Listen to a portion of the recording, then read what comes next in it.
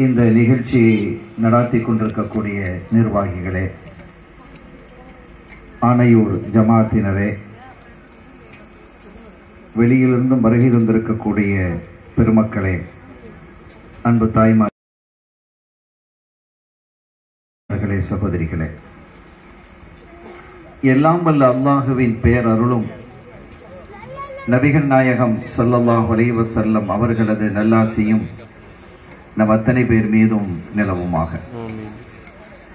அல்லாஹும் அவரது ரசூலும் எந்தெந்த காரியங்களை எடுத்து நடக்க வேண்டும் என்று நமக்கு கட்டளையிட்டுள்ளார்களோ அவை அனைத்தையும் எடுத்து நடக்கவும், எவைகளை தவிர்த்து நடக்க வேண்டும் என்று உத்தரவு பிறப்பித்துள்ளார்களோ அவை அனைத்தையும் தவிர்த்து நடக்கவும் ஆரம்பமாக எனக்கும் உங்களுக்கும் நான் வசியத்தை செய்து கொள்கிறேன். அல்லாஹ் தௌஃபீக் செய்வானாக. ஆமீன். சங்கையான பெருமக்களே, ஒரு அழகான அட்மாஸ்பியர், நல்ல ஒரு இடத்தில் மன நிறைவை தரக்கூடிய ஒரு பகுதியில் நாம் எல்லாம் அமர்ந்திருக்கிறோம். அல்ஹம்துலில்லாஹ். இந்த தர்காவை சுற்றி பச்சை பசேர் என்று பசுமை போர்வை விரித்தது போன்ற இந்த அற்புதமான காட்சியோடு அதன் நடுவிலே இங்கே ஆளுமை செலுத்திக் கொண்டிருக்கக்கூடிய மகா நபர்களுடைய தர்காவின் புதிய கட்டிட திறப்பு விழாவில் கலந்து கொண்டு இங்கே உரை நிகழ்த்தக்கூடிய பாக்கியம் கிடைத்தமை குறித்து வல்லவனாம் அல்லாஹ்விற்கு நான் நெஞ்சம் நிறைந்த நன்றிகளை காணிக்கையாக்கிக் கொள்கிறேன். நீண்ட நெடிய நேரம் இங்கே பேசுவதற்கான அவகாசம் இல்லை என்பதை நான் புரிந்து கொண்டு குறித்த சில விஷயங்களை மாத்திரம் நான் இங்கே உங்கள் முன் எடுத்துரைக்க விரும்புகிறேன். இந்த மகான் இங்கே குடியமர்ந்து நம்மையெல்லாம் இந்த சமயத்தில் அவர்கள் ஒன்று கூட்டி இருக்கிறார்கள். அவர்களின் காரணமாகத்தான் இந்த மண்ணில், இந்த இடத்தில் நாம் ஒன்று கூடி இருக்கிறோம். ஒன்று கூடி சில விஷயங்களை அல்லாஹ்வை குறித்து, அவனுடைய திருத்தூதர் குறித்து, அவனுடைய நல்லடியார்கள் குறித்து விளங்கிக் கொள்வதற்காக, இஸ்லாம் குறித்து, வாழ்க்கை குறித்து நற்போதனைகளை நாம் விளங்கிக் கொள்வதற்கான ஒரு வாய்ப்பினை வல்ல அல்லாஹ் இந்த பெருமகனார் மூலமாக நமக்கு வழங்கி இருக்கிறார். அல்ஹம்துலில்லாஹ். அவர்களுடைய வரலாறு எனக்கு தெரியாது. ஆனாலும் ஒரு விஷயத்தை நாம் விளங்கிக் கொள்ள வேண்டும். கண்மணி நாயகம் ஸல்லல்லாஹு அலைஹி வஸல்லம் அவர்களுடைய காலத்தில் இந்த பூமி அழுதது. நீ ஏன் அழுகிறாய் என்று அல்லாஹ் கேட்கிறான். இந்த பூமியிடத்தில் நீ அழுவதற்கான காரணம் என்ன? இந்த பூமி பதில் சொன்னது. பூமி பேசுமா அப்படின்லாம் இன்னைக்கு கேட்கிற ஆட்கள்லாம் இருக்கிறாங்க. பூமி என்ன பேசுறது? கையில் இருக்கக்கூடிய இந்த கருவியும் பேசுது இல்லையா? கையில் இருக்கும் இந்த கருவி பேசுகிறது, படம் எடுக்கிறது, உலகத்திலே எங்கெங்கெல்லாமோ அனுப்புகிறது. இங்கே நடக்கக்கூடிய நிகழ்வுகளை 1000-10,000 கிலோமீட்டருக்கு அப்பால் இருந்து பார்க்கக்கூடிய வாய்ப்பினை இந்த கருவியின் மூலமாக நாம் பெறுகிறோம். இறைநேச செல்வர்கள் இங்கிருந்து தூரத்திலே இருக்கக்கூடியவர்களிடத்தில் பேசினார்கள் என்றால் அது ஒரு காலகட்டத்தில் கட்டுக்கதை என்றெல்லாம் சொல்லிக் கொண்டிருந்தவர்கள் இருக்கிறார்கள். ஆனால் தன்னுடைய மனைவியை உயிருக்கு உயிராக நேசிக்கிறான். அவளோடு பேசுவது அவளுக்கு சந்தோஷம்.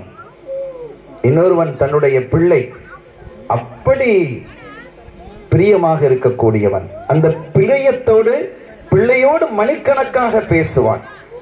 அதற்காக, அந்த பிள்ளைக்காக அவள் எதை கேட்டாலும் வாங்கி வருவான். இதெல்லாம் நம்முடைய நடைமுறையில், வாழ்க்கையில் இருக்கிறதா இல்லையா? இதையெல்லாம் தாண்டி நாம் பேசுவதில் இன்பம் காணுவது யாரிடத்தில் தெரியுமா? அல்லாஹ்விடத்தில்.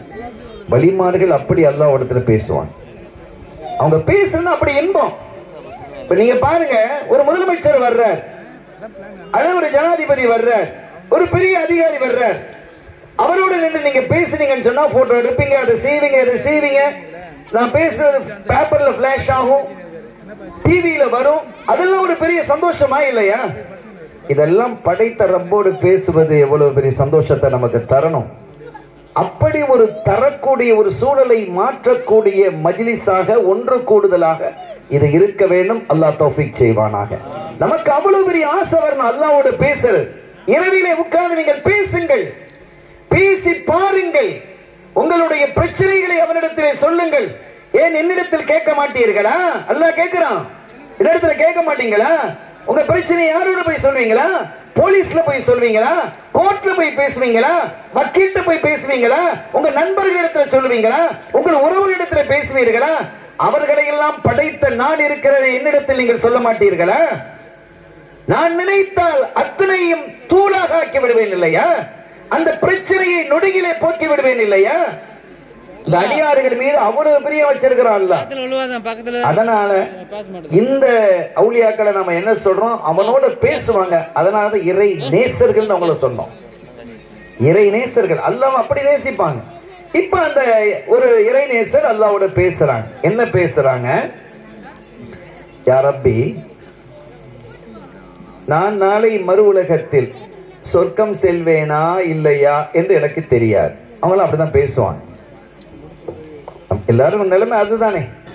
நபிமார்கள் அத்தனை பேரும் சொர்க்கம் செல்லக்கூடியவர்கள், சஹாபிகள் எல்லாரும் சொர்க்கம் செல்லக்கூடியவர்கள். பிறர் அவுலியாக்கள் சொர்க்கம் தான் போவாங்க. நாமும் இன்ஷா அல்லாஹ் சொர்க்கம் செல்வோம்.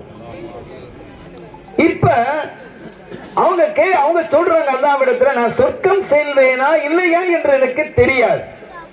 நீ என்ன தீர்மானித்திருக்கிறாயோ எனக்கு தெரியாது. ஒருவேளை நான் சொர்க்கம் செல்வதாக இருந்தால், நான் சொர்க்கம் செல்றதாக இருந்தால், சொர்க்கலோகத்தில் அல்லாஹ் தஆலா சில சிறந்த பெண்களை அவுலியாக்களுக்கு கல்யாணம் முடிச்சு கொடுப்பான். அது ஒரு பெரிய நிகழ்வு. அது அதெல்லாம் விரிக்கிறதுக்கு, விரிச்சு பேசுறதுக்கு நேரம் இல்லை. அங்க ஒரு கல்யாணம் நடக்கும்.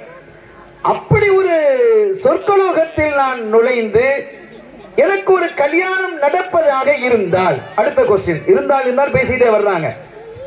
அந்த பெண் இப்ப வாழக்கூடியவளாக இருந்தால், இந்த காலத்துல இங்க வாழ்ந்துகிட்டு இருக்கிறாங்க, அவங்க மரணிச்சிருக்கலாம் அல்லது இனி பிறக்கலாம், இப்படி இருக்கலாம் இல்ல. இப்ப வாழக்கூடியவளாக இருந்தால் அந்த பெண்ணை நாம் போய் பார்க்கணும் அப்படின்னு ஒரு கேள்வி, ஒரு ஆசை அவங்களுக்கு. அப்ப அல்லாஹ் மனிதர்களோடு எப்படி பேசுவான் என்றால், அதற்கு சில நபிமார்களோடு வகை மூலமாக பேசுவான். இப்ராஹிம் நபியோட பேசுறான், மூசா நபியோட நேரடியா பேசினான், ஸல்லல்லாஹு அலைஹி வஸல்லம் அவர்களோடு நேரடியாக பேசினான், வகை மூலமாக பேசுவான். மற்ற அடியார்களோடு எப்படி பேசுவான் என்றால் இரண்டு வகை இருக்கிறது. ஒன்று இல்ஹாம், இன்னொன்று மனாம், கனவு. கனவின் வழியாக அல்லாஹ் பேசுவான். இப்ப இன்னைக்கு கூட இந்த மக்காம் இருக்க, இந்த அவுலியாக்கள் கனவின் மூலமாக உறுதிப்படுத்தப்பட்ட ஒரு செய்தி இல்லையா? கனவு என்பது 46 நுபுவத்தினுடைய 46 பங்குகளில் ஒரு பங்கு நல்ல கனவுகளாக இருந்தார். நபித்துவம் இருக்கிறது. ரசூல் சொல்றாங்க ஸல்லல்லாஹு அலைஹி வஸல்லம், 46 பங்குகளில் ஒரு பங்கு. செய்திகள் நிறைய இருக்கு. நான் இப்ப ஒரு செய்தி மட்டும் தான் சொல்றதோட டைம் சரியாயிடு நினைக்கிறேன். இப்ப இவங்களுடைய அப்ப கனவின் மூலமாக அல்லாஹ் பேசலாம். அல்லது இல்ஹாம் தான் இதய உதயம், கல்புல கொண்டு வலிமையான ஒரு செய்தி அல்லாஹ் போட்டுருவான். இது இப்படித்தான் அப்படின்னு அல்லாஹ் கொண்டு வந்துருவான். இப்ப அல்லாஹ் அது மாதிரி ஏதோ ஒரு வழியில் அல்லாஹ் பேசுறான். அவர்களுக்கு பதில் சொன்னான், நீங்கள் கேட்ட மாதிரி நான் உங்களை நான் என்ன செய்வேன், சொர்க்கலோகத்தில் நுழைப்பேன். அங்கே ஒரு பெண்ணை உங்களுக்கு திருமணம் முடித்து வைப்பேன். அந்த பெண் இப்ப வாழ்ந்துகிட்டு இருக்கிறாங்க, இப்ப துனியால தான் இருக்காங்க. அவங்களை போய் பார்க்கணும் நீங்க ஆசைப்படுறீங்க இல்லையா? ஆமா, இன்ன இடத்துல இந்த ஊர்ல இருக்கிறாங்க அப்படின்னு சொன்ன உடனே இவங்க கிளம்பி வந்துட்டாங்க. அந்த ஊருக்கு அந்த பெண்ணை பற்றி அந்த ஊர்ல விசாரிக்கிறாங்க. விசாரிச்சா யாருக்கும் தெரியல. அப்ப இதுல இருந்து என்ன விளங்குறோம், அந்த பெண் ஒரு பிரபல்யமான பெண் இல்லை, நோ ஃபேமஸ் இல்லாத ஒரு பெண், அறிமுகம் இல்லாத ஒரு பெண், யாரோ ஒரு பெண். ஊர்ல யாரோ ஒரு பாத்திமான்னு இருப்பாங்க, அதுவும் தெரியாது. அவங்களுக்கு ஏதாவது ஒரு பட்டப்பை இருக்குன்னு வைங்களேன், அவங்க நிறைய ஹிதமத்து செஞ்சிருப்பாங்க, ஊர்ல நிறைய பணிகள் செஞ்சிருப்பாங்க, பிரபல்யமா இருப்பாங்க, யாரு உதவி கேட்டாலும் போவாங்க. இப்ப அந்த மாதிரி அந்த பட்டத்தையும் சொல்லி இந்த பாத்திமான்னு சொன்னா உடனே எல்லாருக்கும் தெரியும், ஃபேமஸ். ஆனா இவங்களை பத்தி யாருக்குமே தெரியல. விசாரிச்சு கடைசியில அவங்க என்ன செய்யறாங்க, கண்டுபிடி, ஓ அந்த பொண்ணா அப்படின்னு கேட்கிறாங்க. அப்போ ஒரு அவங்க யாரும் ஏறெடுத்து பார்க்காத ஒரு பெண்ணுங்கிறத விளங்குறமா, அவங்க அந்த மலையடிவாரத்துல, அந்த மலை அடிவாரத்திலேயும் அந்த மலைக்கு மேலேயும் ஒரு பகுதியில இருக்கக்கூடிய பகுதிகளில் ஆடு மேய்ச்சிக்கிட்டு இருப்பாங்க. அப்போ ஒரு ஆடு மேய்க்கக்கூடிய பெண், அந்த பெண்ணை போய் இவங்க பார்க்கறாங்க. கொஞ்சம் இளம் வயது பெண் தான், பெரிய வயசுலாம் கிடையாது, இளம் வயசு. இவங்க போனாங்க. அஸ்ஸலாமு அலைக்கும். வலைக்கும் அஸ்ஸலாம். நான் வெளியூர்லேருந்து வர்றேன். ஆஹா, என்ன, நான் ஒரு 3 நாள் இந்த ஊர்ல தங்கிட்டு போகணும்னு நான் விரும்புறேன். சரி, உங்க வீட்டுல எனக்கு இடம் கிடைக்குமா, தங்கலாமா அப்படின்னு கேக்குறாங்க. தாராளமா தங்குங்க அப்படின்ட்டாங்க. தாராளமா தங்குங்க அப்படின்ற உடனே நேரம் என்ன செஞ்சுட்டாங்க, அந்த வீட்டுக்கு கூட்டிட்டு போறாங்க. அது ஒரு ஒதுக்குப்புறமாக இருக்கக்கூடிய ஒரு சின்ன வீடு, அது குட்டி வீடு. அந்த வீட்டுல என்ன செய்ய தங்க வைக்கிறாங்க. அந்த வீட்டுல யாருமே இல்லை, இவங்க தான் இருக்கிறாங்க. என்ன சொன்னாங்கன்னா, நான் காலையில பூரா நோன்பு வைப்பேன். இந்த வந்த அவுலியா சொல்றாங்க, நான் நோன்பு வைப்பேன், அவ்வளவுதானே, பிரச்சனை இல்லை. நான் சஹருக்கு சாப்பாடு ஏற்பாடு பண்ணி தர்றேன், சஹருக்கு உங்களுக்கு நாங்க ஏற்பாடு பண்ணி தர்றேன் அப்படின்னு. இந்த அவுலியா ஏன் வந்தாங்கன்னா, சொற்கலோகத்திலே என்னுடைய மனைவியாக வரக்கூடிய தகுதியை பெற்ற அந்த பெண்மணி என்ன வணக்கம் செய்யறாங்க அப்படின்னு பார்க்க தான் வந்தாங்க. என்ன இபாதத்துல ஈடுபடுறாங்கன்னு பார்க்க வர்றாங்க. ராத்திரி பூரா நின்று வணங்குவாங்க இல்ல, இவங்க நிறைய நின்று வணங்குவாங்க. அந்த வந்தாங்க, வீட்டுக்கு வந்தாங்க, இரவாச்சு, இஷாவாச்சு. இஷாவை தொழுதாங்க, சுன்னத்து தொழுதாங்க, நஃபில தொழுதாங்க, வித்திர தொழுதாங்க. அவன் என்ன செய்ய, சாப்பாடை கொடுத்தாங்க. நாங்க சாப்பிடுங்கன்னு கொடுத்துட்டு அல்லான்னு படுத்துட்டாங்க. உங்களுக்கான சஹருக்கான உணவு எல்லாம் தயார் பண்ணி வச்சிருக்கிறேன், இங்க இருக்குது, நீங்க சாப்பிட்டுக்கலாம், சஹர் செய்யுங்க அப்படின்னு சொல்லி. நான் நோன்பு பிடிக்கலாம், சுன்னத்தான நோன்பு, ரமலான் அல்ல, சுன்னத்தான நோன்பு. நான் நீங்க படுத்துக்கன்னு சொல்லி அவங்களுக்கு ஒரு இடத்தை கொடுத்துட்டு இவங்கிட்ட ஒரு ஓரமா படுத்து தூங்கிட்டாங்க. தூங்குன இந்த அவுலியா கொஞ்ச நேரத்துல எழுந்திருக்கிறாங்க, தொழுறதுக்காக எழுந்திருக்கிறாங்க. அந்த பெண்ணை பாக்குறாங்க. வந்ததே அந்த பெண் என்ன இபாதத்தை செய்யறாங்க, இரவிலே எவ்வளவு நேரம் நின்று வணங்குறாங்கன்னு பாக்குறதுக்கு தான் வந்தாங்க. ஆனா அவங்க தூங்கிட்டு இருக்கிறாங்க. இவங்க உதவி செஞ்சாங்க, தொழுதாங்க, தொழுது முடிச்சுட்டு பார்த்தாங்க, அது பொண்ணு தூங்கிக்கிட்டே இருக்கு. சரி, நாம இன்னும் கொஞ்சம் தூங்குவோம் அப்படின்னு தூங்கிட்டாங்க. ராத்திரி 1 மணி, ஒரு 2:30 மணிக்கு எழும்பினாங்க. எழுப்பி திருப்பி உதவி செஞ்சு தொழுலான்னு பார்த்தா அவங்க தொழுது பாக்குறாங்க, அந்த பொண்ணு தூங்கிட்டு தான் இருக்கு. சரின்னு முடிஞ்சது. அதுக்கப்புறம் ஒரு 3:45 மணிக்கு திருப்பி எழும்புறாங்க. இப்போ சஹருடைய நேரம் நிரம்பிடுச்சு, 4 மணி. எழுப்பி தொழுகிறாங்க, அப்பவும் அவங்க தூங்கிட்டே இருக்கிறாங்க. ஃபஜ்ர் 4:45 வைங்களேன், உதாரணத்துக்கு ஒரு 4:30 மணிக்கு அவங்க எழும்புறாங்க. ஃபஜ்ருக்கு கொஞ்சம் முந்தி எழுந்து ஒரு 2 ரக்காத்து தஹஜ்ஜுத் தொழுகிறாங்க, அவ்வளவுதான். இவங்க இரவு பூரா நின்று வணங்கி இருக்கிறாங்க. இவருக்கு பார்த்த ஒரு பெரிய இபாதத்து இல்லையே. சரி, இன்னைக்கு ஏதோ உங்க களைப்பா இருந்திருப்பாங்க, நாளைக்கு வணங்க. 3 நாள் டைம் கேட்டிருக்கிறாங்கல்ல, அந்த 3 நாளுக்கு தனி வரலாறு இருக்குது. 3 நாள் ஏன் கேட்டாங்கன்னா அதுக்கு ஒரு தனி வரலாறு சொல்லணும். அப்ப இந்த நாளைக்கு இதை பார்த்துக்கிடலாம். காலையில எழுந்தாங்க, அவங்க சுபுக தொழுதாங்க, சில வேலைகளை பார்த்துட்டு, நான் இப்ப ஆடு மேய்க்க போறேன், ஆடுகள் எதுவும் என்னுடையதல்ல, நான் கூலிக்கு ஆடு மேய்க்கிறேன், நான் போயிட்டு மாலையில நான் திரும்பி வந்துடுவேன், வந்ததும் உங்களுக்கு இஃப்தாருக்கான நோன்பு திறப்பதற்கான எல்லா உணவுகளையும் நான் தயார் பண்ணி தர்றேன் என்று சொல்லிட்டு அந்த பொண்ணு போயிட்டாங்க. இவங்க இபாதத்துல ஈடுபட்டு இருந்தாங்க. யோசிச்சு பாக்குறாங்க, ஒரு இபாதத்து பெருசா ஒண்ணு இல்லையே, சாதாரண ஒரு வணக்கம் தானே அவங்க வணங்குறாங்க அப்படின்னு யோசிச்சுட்டு இருக்கிறாங்க. இனி அவங்க மாலை வந்தாங்க, ஈவினிங் வந்தாங்க, உணவுகளை தயாரிச்சு கொடுத்தாங்க, நோன்பு இஃப்தாரை திறந்தாங்க. அன்னைக்கு பூரா இஷாவும் அதுக்கப்புறம் மகரிப இஷாலாம் தொழுதாங்க. அந்த பொண்ணும் தொழுது, சுன்னத்து தொழுது. அதுக்கு பிறகு இரவு உணவுகள்லாம் கொடுக்கப்பட்டு அதுக்கப்புறம் படுத்தாச்சு. நேத்து என்ன நடந்ததோ அதேதான். இவர் பூரா இரவு நின்று வணங்குகிறார், அவங்க பூரா நின்று தொழுகிறாங்க. தஹஜ்ஜுதுக்கு இரவினுடைய கடைசி பகுதியில் இருந்து 2 ரக்காத்துக்கு தொழுது விட்டு சுபு தொழுகிறாங்க. இவருக்கு புரியல, என்னப்பா இது அப்படின்னு. 2 நாள் முடிஞ்சது, இன்னும் 1 நாள் இருக்கு, 3 நாள் முடிஞ்சது. இப்பதான் கிளைமாக்ஸ். 3 நாள் முடிஞ்சு இப்ப அவங்களும் வெளியில போயிட்டாங்க, இவங்களும் புறப்படுறாங்க. 3 நாள் முடிஞ்சாச்சு. 3 நாள் அதே கதை தான். வெளியிலே இவங்க புறப்படும் போது, அப்ப நான் போயிட்டு வர்றேன், அல்ஹம்துலில்லாஹ் 3 நாள் உங்க வீட்டுல தங்கறதுக்கான இடம் தந்தீங்க, சந்தோஷம், நான் போயிட்டு வரட்டுமா, அல்ஹம்துலில்லாஹ் போயிட்டு வாங்கன்னா அனுப்பி வச்சுட்டாங்க. இப்ப இவர் வந்த நோக்கம் நிறைவேறியதா? இல்லை. நாம் வந்தது இந்த பெண்ணுக்கு சொர்க்கலோகத்திலே உயர் பதவி கிடைப்பதற்கு என்ன காரணம்? அதை நம்ம அறிய முடியலையே. அப்படி ஒரு இபாதத்து இல்லையே இந்த பெண்ணிடத்துல. பர்வ தொழுகிறாங்க, சுனத்தை தொழுகிறாங்க, கொஞ்சம் நபில தொழுகிறாங்க, பெருசா ஒண்ணு இல்ல. ரமலான்ல மட்டும்தான் நோன்பு பிடிப்பாங்கிறாங்க, மத்த காலங்களில் நோன்பு பிடிக்கிறது இல்லை, சுனத்தான நோன்புகள் எதுவும் இல்லை. என்ன விஷயம், இதை கண்டுபிடிக்கணும் அப்படின்னு ரொம்ப ஆவலோட இருக்கிறாங்க. அருமையானவர்களே, உங்களுடைய கவனத்தை அப்படி இங்க செலுத்தணும். நம்ம வலிமார்களுடைய இடத்துல உட்கார்ந்து இருக்கிறோம். வர்றவங்க வருவாங்க, உட்காருவாங்க, அல்ஹம்துலில்லாஹ், அது வேற விஷயம். ஆனா உங்களுடைய முழு கவனத்தை இங்க நீங்க செலுத்தும். ஏன்னா இதுதான் உங்களுடைய வாழ்வுக்கு உங்களுக்கு பலன் அளிக்கக்கூடியது. இப்ப என்ன ஆச்சுன்னா, அவங்க போனவங்க விடைபெற்று போன அந்த அவுலியா திருப்பி வர்றாங்க. அவங்களுக்கு மனசு கேட்க இல்ல. வந்து அந்த பொம்பளைகிட்ட கேட்கறாங்க, அந்த லேடிட்ட, அஸ்ஸலாமு அலைக்கும். வலைக்கும் அஸ்ஸலாம். என்னாச்சு, வந்துட்டீங்களா, தங்கணுமா? இல்ல தங்கலாம் இல்ல, உங்ககிட்ட ஏதாவது சிறப்பான அமல்கள் வணக்கங்கள் இருக்கா? அப்ப அந்த பொம்பளை சொன்னாங்க, இந்த 3 நாள் என்ன பாத்தீங்களா? ஆமா பார்த்தேன். அப்ப பாத்தீங்களான்னு உங்களுக்கு தெரிஞ்சிருக்கு. பாத்தீங்களா? ஆமா பார்த்தேன். அந்த 3 நாள் நீங்க என்ன பாக்குறீங்களோ அதுதான் காலம் எல்லாம். அந்த ஸ்பெஷலா எந்த இபாதத்தும் இல்லை, எந்த இபாதத்தும் இல்லை. அப்படியா, சரி அப்படின்ட்டு போயிட்டாங்க.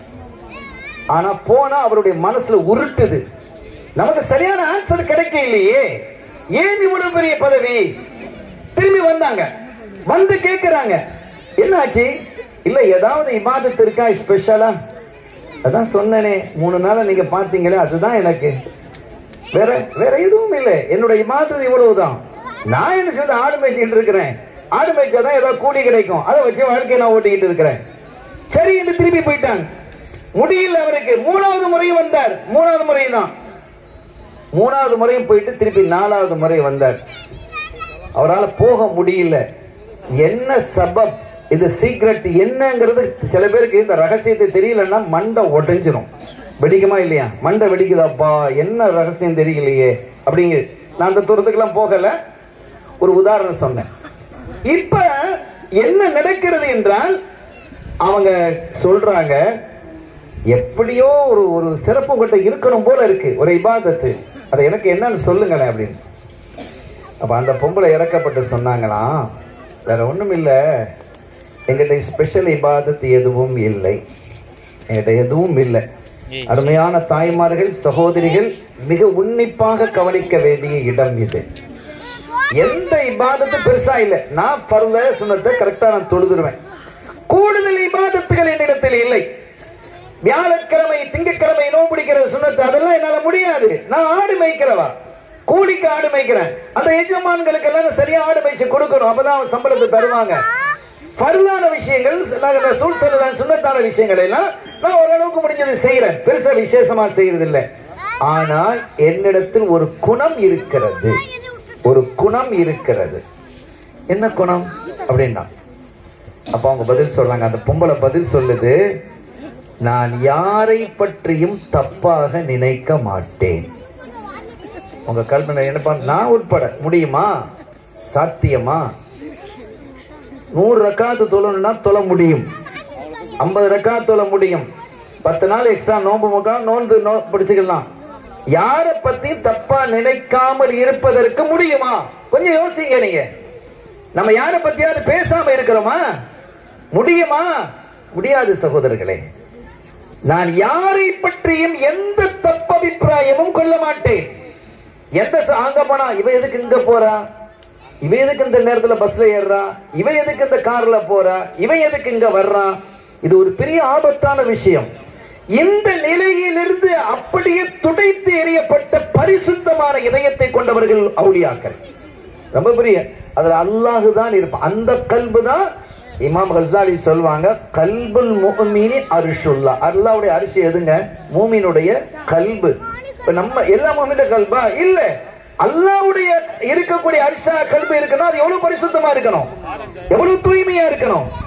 அப்ப அவங்க சொன்னாங்களா, நான் யாரை பத்தி எந்த தப்பபிப்பிராயம் பேசவும் மாட்டேன், நினைக்கவும் மாட்டேன் என்று சொன்னதும் இந்த அவுலியா தலையில கை வச்சுட்டு சொன்னாங்களா, நிறைய பெரிய பெரிய மனிதர்களுக்கெல்லாம் முடியாமல் போன விஷயம் அல்லவா இது, பெரிய மகான்களா இருந்து கூட முடியாம போயிருக்குது, அப்படிப்பட்ட விஷயம் அல்லவா அப்படின்ன உடனே அவங்களுக்கு ரிசல்ட் கிடைச்சிருச்சு. இது சாதாரண விஷயம் அல்ல அப்படின்னு விளங்கிட்டு அல்ஹம்துலில்லாஹ் அப்படின்னு திரும்பி வந்துட்டாங்க. சப்ஜெக்ட் முடியல, இந்த இடத்த பாருங்க. வந்தவங்க அவங்க வரும்போது அந்த அவுலியா யோசிக்கிறாரு, நாளைக்கு சொர்க்கலோகத்துல சந்திக்க போறோம் இல்லையா? சொர்க்கலோகத்துல அதான அடிப்படை. சொர்க்கலோகத்துல சந்திக்கும் போது ஆமா எங்க இப்ப அவங்க கேட்பாங்க, எங்க வீட்டுக்கு வந்தீங்களே, அப்ப நீங்க அல்லாஹ்ட்ட ஏற்கிற, அப்ப எல்லாம் தெரிஞ்சு போயிருமே.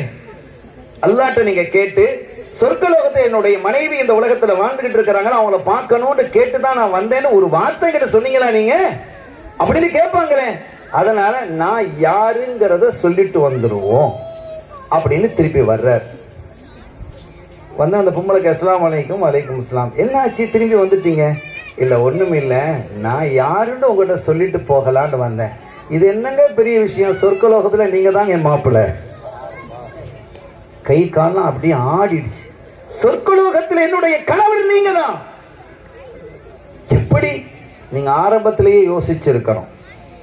ஒரு இளம் பெண், தன்னந்தனியாக இருக்கக்கூடிய பெண், வீடு ஒதுக்கமாக இருக்கக்கூடிய ஒரு பெண், 3 நாள் தங்குவதற்கு ஒரு ஆணுக்கு அனுமதி கொடுக்கிறாள் என்று விளங்கும் பொழுது இது எப்படி இவளால் முடிந்தது என்று அப்பவே நீங்க யோசிச்சிருக்கணும்.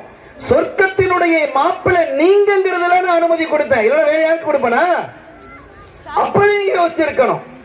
அப்படி திகைச்சிட்டாங்க. இது எப்படி உங்களுக்கு தெரியும் என்று கேட்கும் போது, நீங்க அல்லாஹ்ட்ட கேட்டீங்க இல்லையா, நீங்க கேட்டு தெரிஞ்சுக்கிட்டீங்க, நான் கேட்கல, அவனே எனக்கு சொன்னான். வணக்கத்தின் மூலமாக கேட்டு பெறலாம், இதயம் சுத்தமாக இருந்தால் கேட்காமலேயே பெற முடியும்.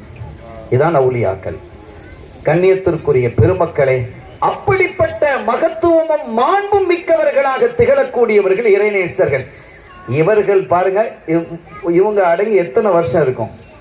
எத்தனை 100 வருஷம் இருக்குமா? 200 வருஷம் இருக்குமா? எத்தனையோ நூற்றாண்டுகள் சொல்றாங்க.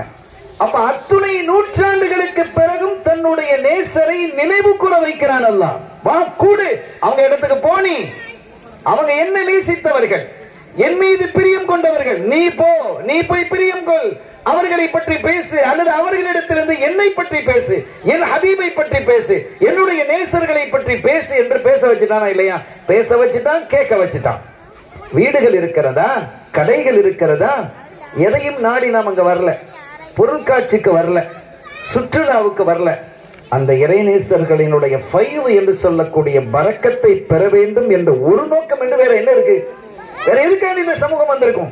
இந்த கூட்டம் அதை அன்றி வேற எதற்கும் வரவில்லை. வேற எங்க நெல் இருக்குது? இங்க அள்ளி அள்ளி கொடுக்க போறாங்களா?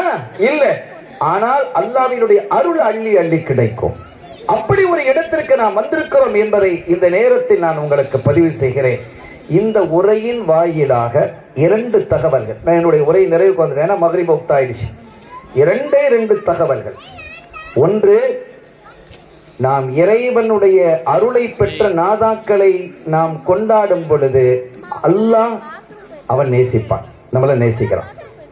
இதுக்கு உதாரணமா பாருங்க, என் பிள்ளை இருக்கு, நம்ம பிள்ளை, அந்த பிள்ளைய ஒருத்தர் ரொம்ப நேசிக்கிறாரு, ரொம்ப உதவுறாரு, அவருக்கு உண்டான படிப்பு செலவு எல்லாம் செஞ்சு கொடுக்கிறாரு. அவர் மேல நமக்கு பிரியம் வருமா வராதா? வரும் இல்லையா? நம்ம அம்மா திடீர்னு நினைச்சுனா சுகம் இல்லாம ஆயிட்டாங்க, இந்த ரத்தம் தேவை அப்படின்னு கேட்கிறான். யாரோ ஒருத்தர் கொடுக்கிறார், யாருன்னு தெரியாது, யாரோ ஒருத்தர் ரத்தம் கொடுத்தார், அவரை நம்ம நேசிப்போமா இல்லையா? யாரோ ஒருத்தர் தான் நம்ம அம்மாவுக்கு உதவி செய்தார் என்பதற்காக. அருமையானவர்களே, எனவே இந்த அல்லாஹ்வினுடைய நேசரை நாம் நேசிக்கும் பொழுது அல்லாஹ் நம்மை நேசிக்க ஆரம்பிப்பான், அல்லாஹ்வுடைய நேசம் வந்துடும். இரண்டாவது, நான் இப்போது சொன்ன இந்த உரையின் வழியாக இதயங்கள் தூய்மையாக இருந்தால் நம்முடைய காரியங்கள் அத்தனையும் நம்முடைய கைகூடும். நமக்கு கைகூடும் என்பது மாத்திரமல்ல, அல்லாஹ்வினுடைய அரிஷாக நம்முடைய இதயங்கள் மாறிவிடும். அப்படிப்பட்ட ஒரு அற்புதமான செயல்பாடுகளை கொண்டவர்களாகத்தான் அவுலியாக்களாகிய இறைநேச செல்வர்கள் திகழ்ந்தார்கள், திகழ்கிறார்கள், திகழ்வார்கள். எல்லா காலத்திலும் அப்படி இருப்பாங்க. அவங்களுடைய இதயங்கள்ல என்ன செய்யாது? கசடுகள் வராது, அழுக்குகள் வராது. இமாம் கஸ்ஸாலி ரஹ்மத்துல்லாஹி அலைஹி சொல்வார்கள், அம்ராதுல் குலூப், இதய நோய்கள். இதயம்னா ஹார்ட் பேஷன், அது இது ஸ்கட் வைக்கிறது, அதெல்லாம் இல்ல, அது வேற. அது வெளி ரங்க நோய்கள். உள்ளத்தில் ஏற்படக்கூடிய பொறாமை, கோபம், பேராசை, தப்பபிப்பிராயம், இது போன்ற நோய்கள் இருந்து யாருடைய இதயம் பரிசுத்தமாகிறதோ அவங்க தான் அவுலியாக்கள். லேஸ் இல்ல. அந்த இதயத்தை பரிசுத்தப்படுத்துவது, ட்ரெஸ்ஸை பரிசுத்தப்படுத்திடலாம், மேனிய உடலை பரிசுத்தப்படுத்தலாம், ஆனால் இதயத்தை பரிசுத்தப்படுத்துவது என்பது சாதாரண ஒரு விஷயம் அல்ல என்பதை உணர்ந்து இந்த இறைநேச செல்வர்களை நம்ம பற்றி பிடித்து அவர்களை நேசிக்க ஆரம்பித்தால் அந்த இதயம் தூய்மையாகுவதற்கான பாதை நமக்கு திறக்கும் இன்ஷா அல்லாஹ். எனவே அந்த அடிப்படையில் நம்முடைய இதயங்களை பரிசுத்தப்படுத்தி அல்லாஹுவினுடைய நல்லடியார்களாகிய நபிமார்கள், ரசூல்மார்கள், சஹாபிகள், அவுலியாக்கள், சாலிஹீன்கள், முஜாஹிதீன்கள், சுஹதாக்கள், இவர்களை எல்லாம் நெஞ்சம் நிறைந்து நாம் நேசிக்க வேண்டும். அதன் வழியாக அருளை பெற வேண்டும் என்ற பிரார்த்தனையோடு எல்லாம் வல்ல ரப்புல் ஆலமீன் அல்லாஹ் ஜல்ல ஷானஹு வ தஆலா இந்த மஜ்லிஸை கபூல் செய்வானாக. இந்த நாதாவினுடைய ஃபைல் என்று சொல்லக்கூடிய மகத்தான பாக்கியத்தை அல்லாஹ் நமக்கு நசீபாக்கி வைத்தவானாக. உலகெங்கிலும் வாழக்கூடிய முஸ்லிம்கள் நிம்மதியாக வாழ்வதற்கு அல்லாஹ் பேரருள் பாலிப்பானாக. குறிப்பாக பலஸ்தீனில் பாதிக்கப்பட்டு கொண்டிருக்கக்கூடிய நம்முடைய சகோதர சகோதரிகளுக்கு, இரத்தங்களுக்கு அல்லாஹ் முழுமையான பாதுகாப்பை தந்து அவர்களுடைய கரம் ஓங்கி நம்முடைய பைத்துல் மக்தஸை சீக்கிரமாக மீட்டு எடுக்கக்கூடிய மகத்தான பாக்கியத்தையும் அல்லாஹ் நசீபாக்கி வைப்பானாக. நம் எல்லோருக்கும் ஆரோக்கியத்தை தருவானாக, பரக்கத்தான ஹலாலான ரிஸ்கை தருவானாக, நீடித்த ஆயுளை ஆரோக்கியத்தோடு வாழ்வதற்கான தௌஃபீக்கையும், ஒற்றுமையாக வாழக்கூடிய தௌஃபீக்கையும், குடும்பத்திலே இருக்கக்கூடிய பிணக்குகள் நீங்கி அனைவரும் ஐக்கியமாக வாழக்கூடிய பாக்கியத்தையும், இந்த மண்ணிலே வாழக்கூடிய முஸ்லிம்கள் அவர்களுடைய உரிமைகளை முழுமையாக பெற்று வாழ்வதற்கும் வல்ல அல்லாஹ் தௌஃபீக் செய்வானாக. பிஹக்கி ஹபீபிஹி ஸல்லல்லாஹு அலைஹி வஸல்லம். எல்லாம் வல்ல அல்லாஹ்வின் அருளையும் ஸல்லல்லாஹு அலைஹி வஸல்லம் அவர்களது ஷஃபாஅத்தையும் பெறுவோமாக. வாய்ப்பளித்தமைக்கு நன்றி. வஆகிரு தஅவானா அல்ஹம்துலில்லாஹி ரப்பில் ஆலமீன். வஸ்ஸலாமு அலைக்கும் வரஹ்மத்துல்லாஹி வபரகாத்துஹு.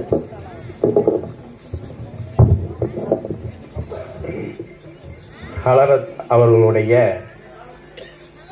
மிக ஒரு உணர்ச்சி பூர்வமான, உள்ளபூர்வமான உரையை கேட்டு அமர்ந்திருக்கும் வேளையிலே 2 விஷயங்கள் ஹலரத் அவர்கள் சொன்னார்கள்.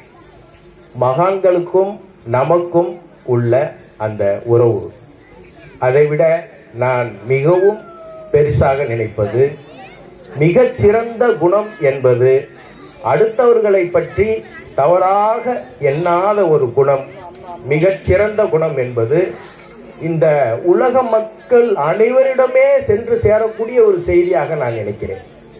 அப்படி ஒரு குணம் இருந்தால் நாமும் மகானாக ஆகலாம் என்று ஹலரத் அவர்கள் சொன்னார்கள். அடுத்தபடியாக நமக்கும் மகானுக்கும், பல பேர் சொல்கிறார்கள் இறந்து விட்டார்கள், அவர்கள் நாம் சொல்லும் சலாத்துக்கு பதில் கூட கூற முடியாது என்கின்ற அந்த நிலையில் இருந்து மாறியவனாக அவருக்கும் நமக்கும் உள்ள உறவு கல்ஃபு ரீதியான ஒரு உறவு, வீக் சிக்னல் இல்லாத ஸ்ட்ராங் சிக்னல் உள்ள ஒரு உறவு. அது இத்தனை ஆண்டு காலம் இந்த தர்காவுக்கு வந்ததற்கும், நேற்று சென்னையிலிருந்து, திருநின்றவூரிலிருந்து, வேளச்சேரியிலிருந்து வந்தவர்கள் ஹலரத் அவருடைய பேச்சை மீண்டும் ஞாபகப்படுத்தி பார்த்தால் தெரியுது. 5 மணிக்கு பிடித்த மழை விடாது பெய்யுது, முழங்கால் வரைக்கும் தண்ணி அடிச்சு பிடிச்சு ஒரு 50-60% பேர் தொடர் வண்டியை பிடிச்சிடறாங்க. ஒரு 20-25% பேர் வண்டியை விட்டுட்டு மீண்டும் பஸ்ஸை பிடிச்சி ஏறி இங்கே வந்த மட்டும் இல்லை, இங்கே வந்தது கூட பெருசு இல்லை, இந்த மஜ்லிஸில் வந்துடணும். அதுதான் மகானுக்கும் நமக்குமான அந்த ஆன்மீக உறவு. அவங்க கூட்டிட்டு வந்திருக்காங்க.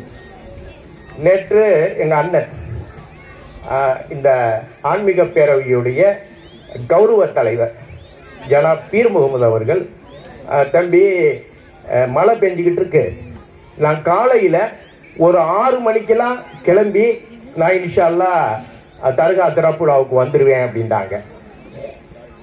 நான் காலையில் ஒரு 7 மணிக்கு கேட்கும்போது, இல்லை தம்பி இப்போ வரைக்கும் மழை விடலை, ப்ரோக்ராம் கேன்சல் ஆயிடுச்சு அப்படின்ட்டு. அப்படியானே, சரிண்ணே, மழையில் நீங்கள் கஷ்டப்பட்டு வர வேணாம் அப்படின்ட்டேன். அடுத்து ஒரு 10 மணிக்கு திரும்ப எனக்கு ஒரு ஃபோன் வருது. தம்பி, எனக்கு ஒரு மாதிரி மனசு ஒரு மாதிரியா இருக்கு, நான் கிளம்பிட்டேன், வண்டியை எடுத்து வீட்டில் இருந்து ஸ்டார்ட் ஆகி வண்டி கிளம்பிடுச்சு, நாங்கள் ஒரு 5 பேர் வர்றோம் அப்படின்ட்டாங்க. அப்போ இங்கே நடந்தது என்ன? 8 மணிக்கு வர்றவங்க இந்த பயான் நிகழ்ச்சி, இந்த திறப்பு விழா நிகழ்ச்சி முடிகிறதுக்குள்ள வந்திருக்காங்கண்டா மகான் அவர்களை அழைத்து கொண்டு வந்தார்கள்ங்கிறத தவிர நம்ம வேற ஒன்றும் நினைக்கிறதுக்கு இல்லை.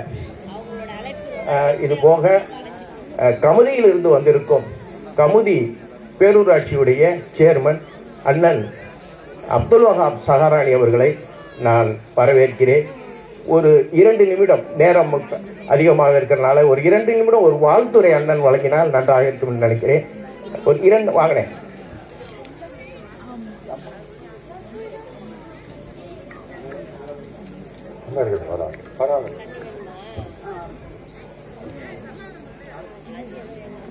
அஸ்ஸலாமு அலைக்கும் வரஹ்மத்துல்லாஹி வபரகாத்துஹு.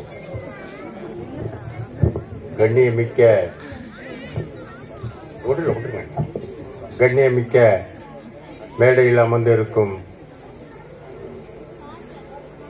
பெரியோர்களே, மன்றத்தில் அமர்ந்திருக்கும் ஊர் தலைவர்கள், பெரியோர்கள், வாலிபர்கள், தாய்மார்களே, உங்கள் அனைவருக்கும் முதற்கண் என் சலாத்தை கூறி இந்த தர்கா திறப்பு விழாவில் எங்களை அழைத்து எங்களுக்கும் சிறப்பு செய்தமைக்கு ஜமாத்தார்களுக்கு நன்றியை தெரிவித்துக் கொண்டு, இந்த தர்காவுக்காக நானும் ஒரு சிறு அளவோட உழைச்சேன் அப்படிங்கிறத சொல்றதுக்காக இந்த வாய்ப்பு கொடுத்துருக்கான்னு நினைக்கிறேன்.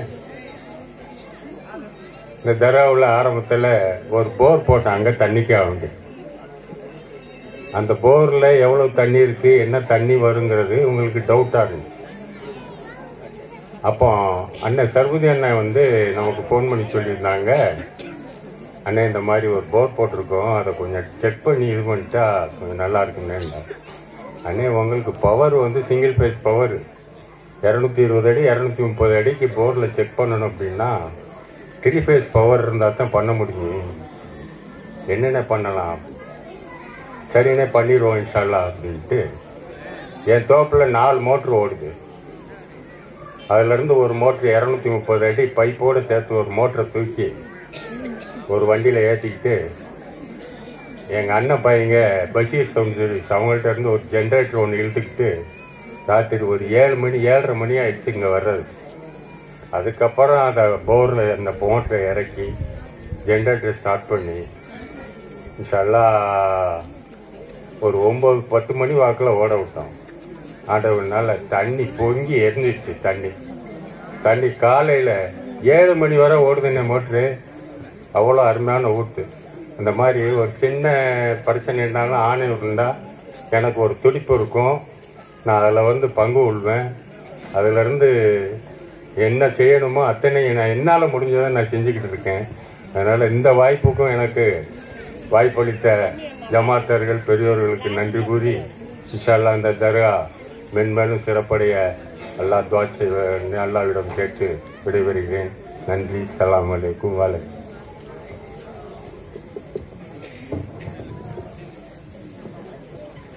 அண்ணன் அப்துல் வஹாப் சஹரானி அவர்கள் உருவத்தில் மட்டுமல்ல, உள்ளத்திலும் மிக உயர்ந்த மனிதர், பண்பாளர். ஒரு பிரச்சனை என்றால் இரவு 12 மணிக்கு அழைத்தாலும் அந்த இடத்திலே நின்று அந்த பிரச்சனைகளை சரி செய்து கொடுத்து போகக்கூடிய அளவுக்கு ஒரு மாபெரும் சமூக போராளி அவர்கள். அண்ணன் அவர்களுக்கு ஆன்மீக பேரவையின் சார்பாக ஆன்மீக தலைவர் தம்பி சீனி மதனமீரா அவர்கள் சால்வை போட்டி மரியாதை செய்வார்கள். அல்லாஹ் அக்பர், அல்லாஹ் அக்பர், அல்லாஹ் அக்பர். இன்னும் ஒரு 5 நிமிடம் ஹலரத் அவர்கள் தர்காவை அண்ணன் அவர்கள் ஒரு முக்கியமான விஷயம் ஒன்று சொல்லணுங்கிறாங்க.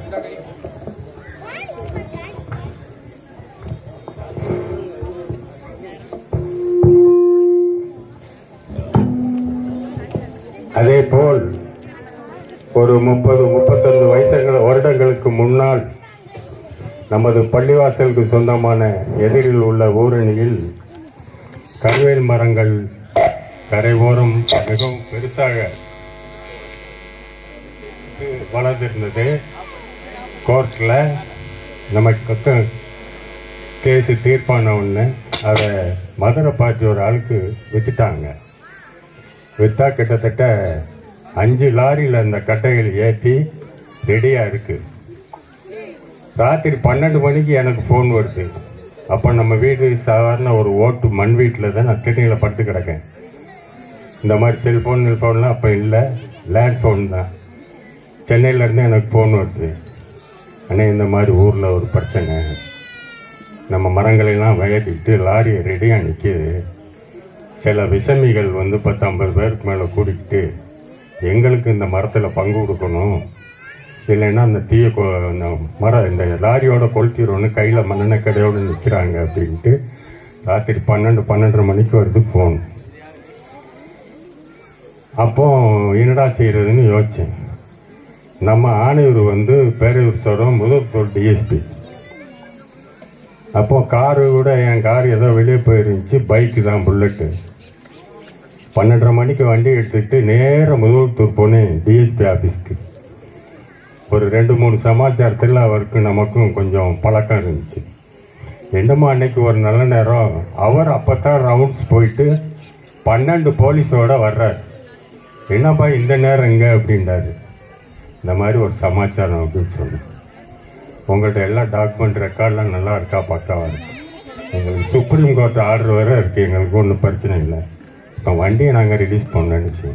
உடனே அந்த 12 பீஸையும் என் புண்ணலுக்கு முன்னால் அனுப்பிச்சாங்க. நான் பைலட் மாதிரி முன்னால் வர பின்னால் வேன் நிறுத்தி ஆள்களை விரட்டி அடிச்சுட்டு விடிய காலம் 4 மணி ஆயிடுச்சு வண்டியில் போகிற அனுப்பிச்சி விட்டுட்டு காலையில் 5 மணிக்கு போய் வீட்டில் படுத்தேன். இப்படி இந்த ஊருக்கு ஒன்றுண்டா நான் உடனே நிற்பேன். நீங்கள் எனக்காக வேண்டி துவா செய்யுங்க, நானும் இந்த ஊருக்காக வேண்டி உழைக்க ரெடியாக இருக்கேன். அஸ்ஸலாமு அலைக்கும்.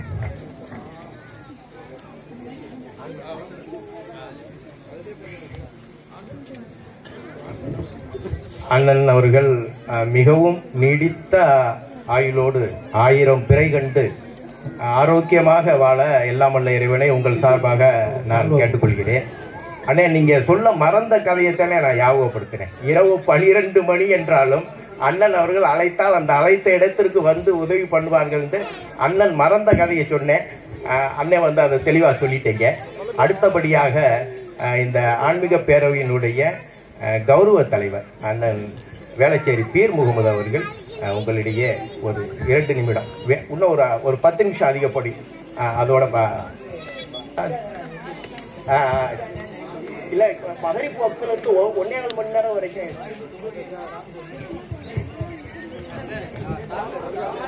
அடுத்தபடியாக சால்வை போர்த்தி விட்டு இப்பொழுது அவர் பயான் செய்த காயல்பட்டினம் மங்களரி மதரசாவுடைய முதல்வர் அவர்களுக்கு சால்வை அணிவிக்கப்படுகிறது. அல்லாஹ் அக்பர், அல்லாஹ் அக்பர், அல்லாஹ் அக்பர். அடுத்தபடியாக கிராத் ஓதிய ஹசரத் அவர்களுக்கு சால்வை அணிவிக்கப்படுகிறது. சீக்கிரம் தயாரிச்சு. அடுத்து ஆன்மீக பேரவையினுடைய தலைவர் தம்பி சீனி மதன மீரா அவர்களை மேடைக்கு அழைக்கிறேன். நாரே தக்பீர், நாரே தக்பீர், நாரே தக்பீர். தம்பி சீனி மதன மீரா அவர்களுக்கு சால்வை அளிக்கப்படுகிறது. மச்சான் நீங்க வாங்க மச்சான். அப்துல்லா மச்சான் அவர்களுக்கு ஆன்மீக பேரவையினுடைய காப்பாளர் அவர்களுக்கு மாலை அணிவித்து சால்வை அணிவித்து கௌரவிக்கப்படுகிறது. நேரம் ஆச்சுன்னு பதட்டமாக இருக்காங்க.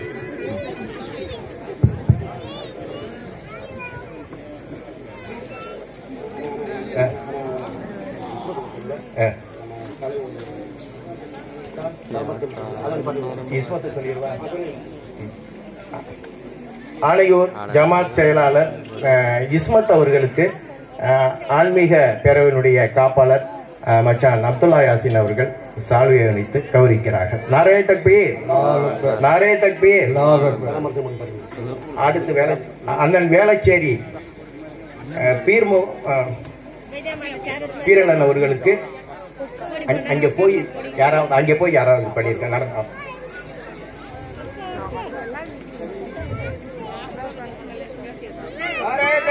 அல்லாஹ் அக்பர், அல்லாஹ் அக்பர், அல்லாஹ் அக்பர். அண்ணன் சஹாபுதீன் அவர்களுக்கு சால்வை அணிவித்து கௌரவிக்கப்படுகிறது.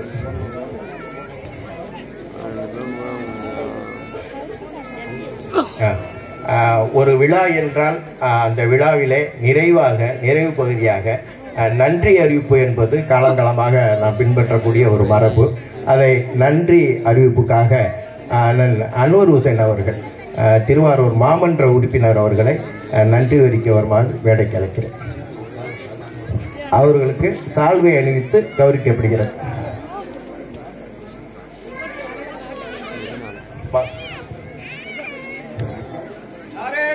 அல்லாஹ் அக்பர், அல்லாஹ் அக்பர், அல்லாஹ் அக்பர்.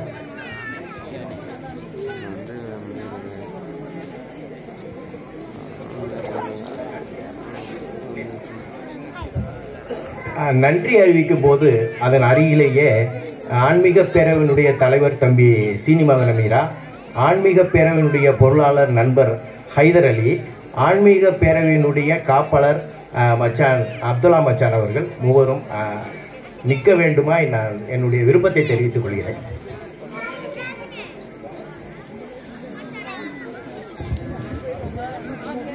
அஸ்ஸலாமு அலைக்கும் வரஹ்மத்துல்லாஹி வபரகாத்துஹு. இந்த நன்றி உரை என்னை பேச சொல்வதற்கு என்னை விட இந்த ஊரை சார்ந்தவர்கள், இரத்த உறவுகள் நிறைய கருத்துக்கள் எல்லாம் சொல்லி இந்த ஒரு மகான் மதனம் மீரா ஒளி உள்ள அவர்களுக்கு திறப்பு விழாவுக்கு ஏராளமான பேர் வந்திருக்காங்க நியத்தோட. அல்ஹம்துலில்லாஹ், எல்லாத்துக்கும் நல்ல விஷயமா. அதே நேரத்தில் எனக்கு இந்த பேச வாய்ப்பு கொடுத்ததுக்கு, இந்த ஊருக்கு இவ்வளோ சிறப்பாக இந்த தர்காவை கட்டி முடித்ததுக்கு, இதுக்கு அத்தனை நல்ல உள்ளங்களும் பல விதத்தில் நல்ல ஒரு உதவிகளை செய்திருப்பாங்க. ஒன்றும் செய்யணும்னு சொல்லி நன்றி உரைவாரியாக அவங்களுக்கு ஒரு சின்ன ஒரு விண்ணப்பமும் வச்சுக்கிட்டு அஸ்ஸலாமு அலைக்கும் வரஹ்மத்துல்லாஹி வபரகாத்துஹு.